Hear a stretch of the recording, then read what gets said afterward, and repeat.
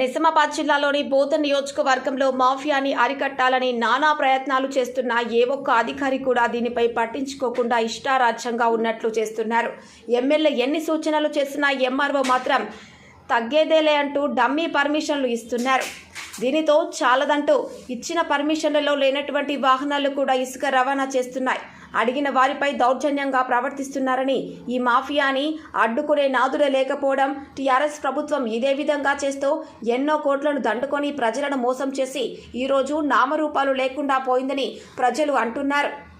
అదే ఈ మాఫియాకి ప్రశ్నించి నిలబడి చూపిస్తారని ప్రశ్నలు వేస్తున్నారు.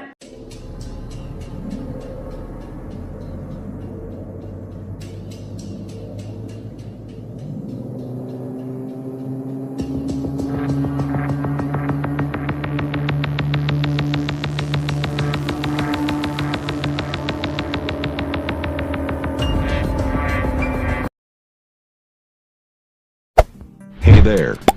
Subscribe to my channel. And also press this bell icon.